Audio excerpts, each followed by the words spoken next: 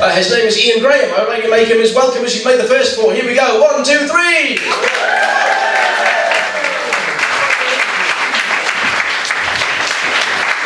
Hello. Yes, I am Ian Graham, and I'm a senior research associate in the Wolfson School of Mechanical and Manufacturing Engineering. And my research area is a branch of computer-aided design called generative design. And I'm going to tell you a story. Let's call it a bedtime story, because it's what I normally do about this time of night. And it's a story about how I got interested in generative design. And, because there's a load of academics here, I will include 2 publications, because we know how important it is to self-cite, so I'll be doing that. So, once upon a time, many years ago, before the internet, before disk drives, before hard drives, when we used to use these things, cassettes, to record our programs, I had an Amstrad CPC 464. And as a young teenager, I was already experimenting with computer-generated art. I was interested in how the mathematics of how a circle is drawn on the screen.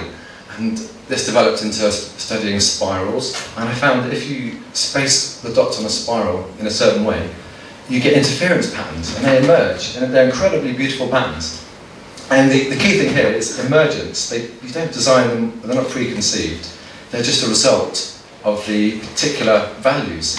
And if you add colours to these things, and you spin them around, especially this is the age of the acid house rave scene, you get a massive headbutt from the colours and the spinning shapes. Anyway, so I was pretty proud of the result, and I sent this to a magazine, and they published it.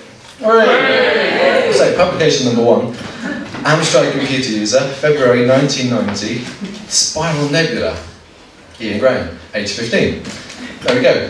And I don't have the listing to show you, but what I can do is give you a quick listen. Let's quickly get this up. Okay, so sorry I don't have the graphics, but maybe this will make up for it.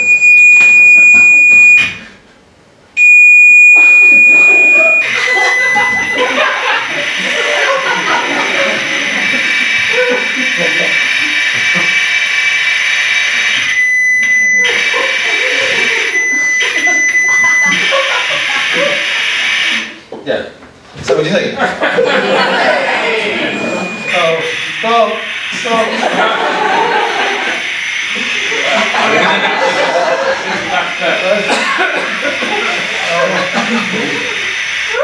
Okay. Right, so moving forward 9 years.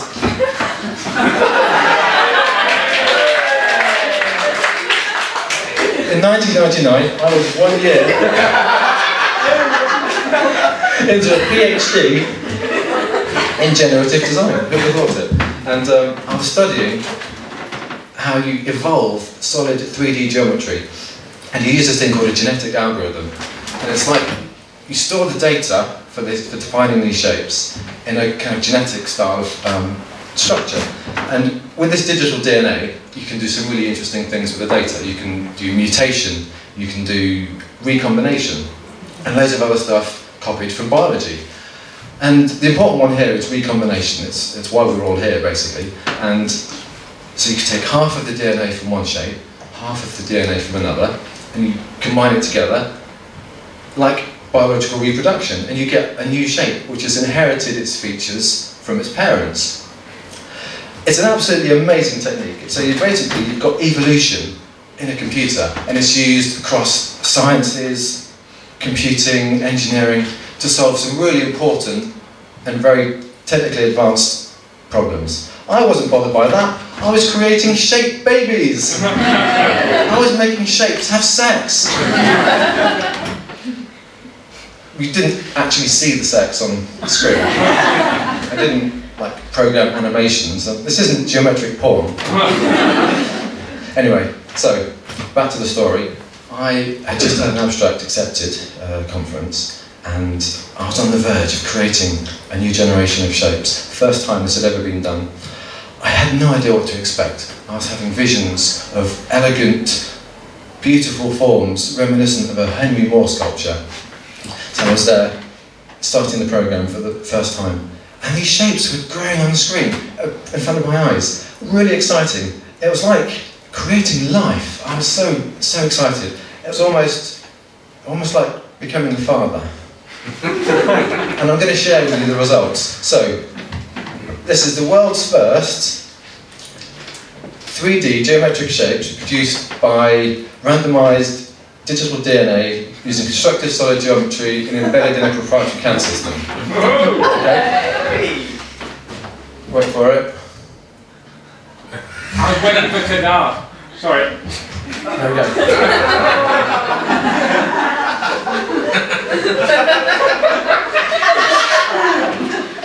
Okay, so you may have noticed something a bit inappropriate.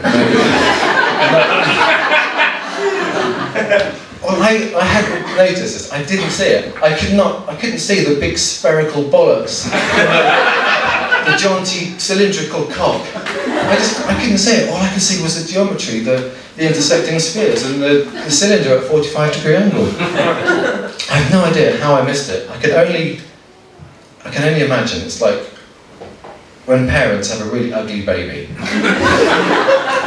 We've all seen them.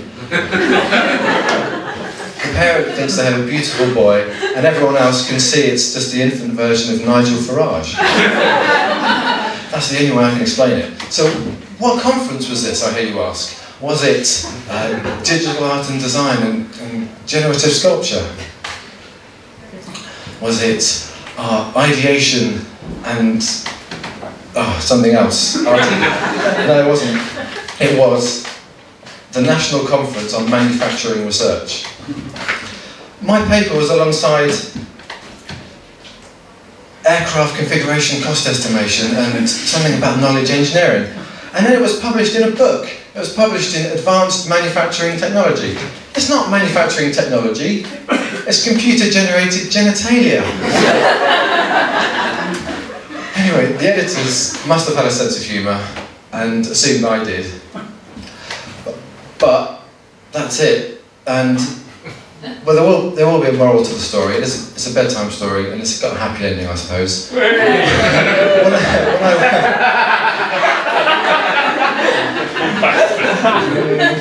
that happy. So, when I was doing my PhD, I was just playing. I was just exploring the art of the possible on the boundaries of knowledge. I couldn't have imagined that in 10 years, this technology would be at the heart of a commercialised CAD system, being used around the world by people being inspired to create products and packaging and sculpture and architecture. So the moral of the story is anything can happen, even if you have a bit of a cock and balls up at the start.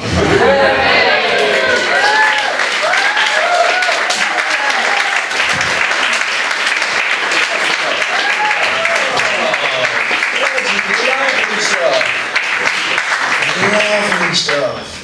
That was great. Now I was trying to decide before I brought your final laptop whether I should tell you a filthy story, and I was not going to because I thought this would be a wonderfully intellectual salon where wise or thoughts way above the nether regions would be shared as a symposium of intelligence. No. And then Ian came on with that filth.